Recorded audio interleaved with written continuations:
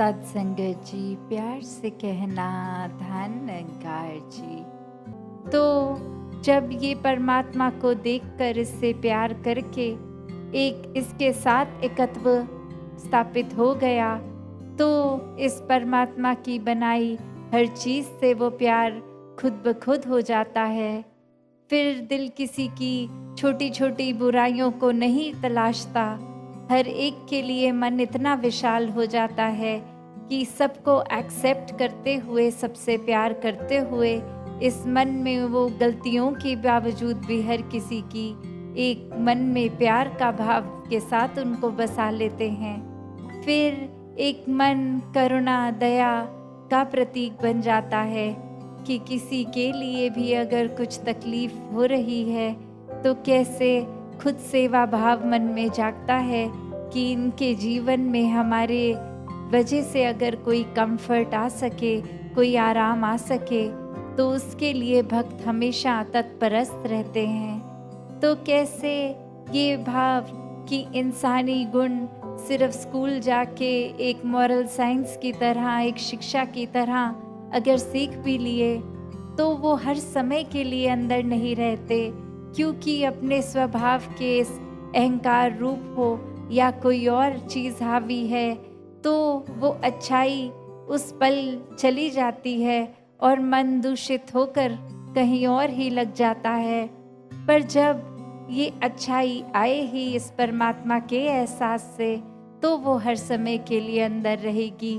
फिर वो ऊपरी सिखलाई नहीं, एक अंदर से स्वभाव बन जाएगी।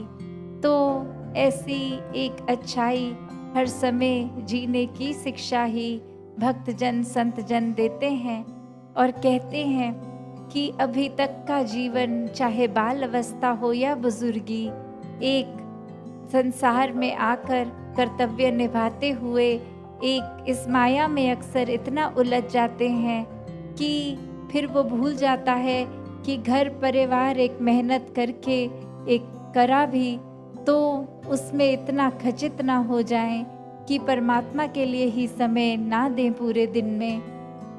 तो जब भक्ति होती है वो तो हर समय की है। उठते जागते खाते पीते ही संत भक्ति करते हैं। कोई अलग से समय निर्धारित नहीं, एक हर पल की भक्ति।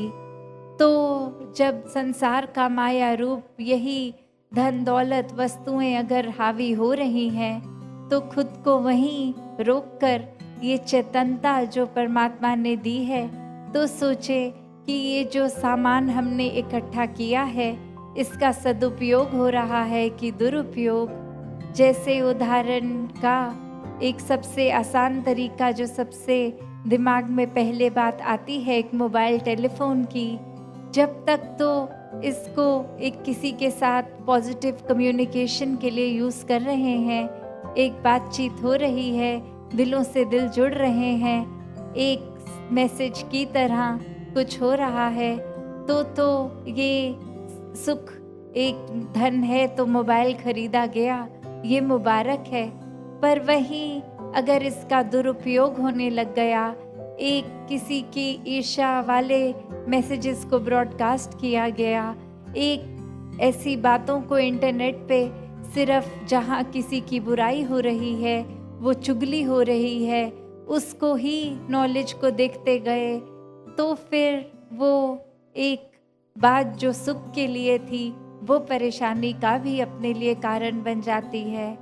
कैसे फिर जो अभी हम सत्संग में भी एक स्पीच में श्रवण कर रहे थे कि अंधेरा है तो अपने घर में हर जगह ठोकर बज रही है, वो बेड भी एक ठोकर लग रही है उसके कोने से, और वहीं प्रकाश हो गया तो कैसे नज़र आ रहा है ये बेड है, ये फ्रिज है, और अब कैसे उसका आनंद लिया जा रहा है, उसका एक शुभ लाभ हो रहा है। नहीं तो वही सुख की चीज़ दुख का कारण बन रही थी। तो संतों ने भी जिस तरह लिखा है कि तिमिर गयो रवि देखते, ये अंधेरा सालों साल का इस आत्मा का, ये कितने ही अंधकार में न जाने कितने एक शरीर बदलते हुए अपना आप को जहाँ कन्फ्यूजन में वही शरीर मान लेती है, और जब ये मनुष्य का चोला मिलता है तो ये गोल्डन अपॉर्चुनिटी, ये सर्वश्रेष्ठ इस योनि को कहा गया, क्योंकि इसी योनि में एक परमात्मा की प्राप्ति संभव है। तो इस आत्मा का युगों युगों का अंधेरा कि ये जो भ्रमित हो गई, ये कन्फ्यूजन दूर करने के लिए ये जो मौका मिला कि इसमें भी अगर हम और योनियों में देखें, ये निद्रा, भोजन, भोग, भय, ये हर एक योनि में चल रहा है। तो मानुष योनि में एक ये विवेक, एक बुद्धि, एक वो मौका परमात्मा से अपने दिल को जोड़ने का, ये सिर्फ इसी में संभव है। और जो इस जीते जी इस अवसर को गवाते नहीं हैं, अपने जीवन को व्यर्थ नहीं करते, ये परमात्मा की प्राप्ति करके हर पल परमात्मा को देख लेते हैं, तो उनका ही जीवन जीते जी भी एक असली मनुष्य वाला जीवन बनता है और अंत समय श्वास छूटने पे भी मोक्ष और मुक्ति के हकदार बन जाते हैं। तो कैसे ये जो युगों युगों का अंधेरा इस आत्मा ने एक ब्रह्म ज्ञान की ज्योति से इस निराकार को देखकर दूर कर लिया।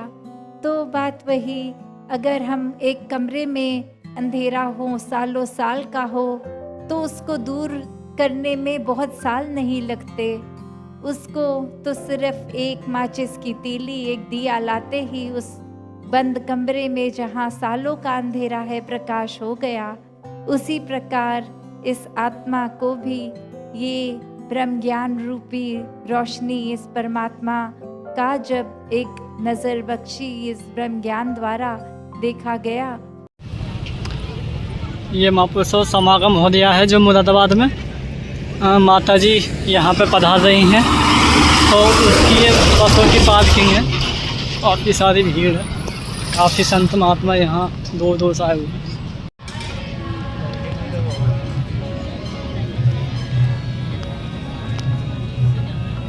मम्मी को फिर बुखार आ जाएगा। क्यों बुखार आ जाएगा? जब सेवा कराएंगे तो कैसी बात करें।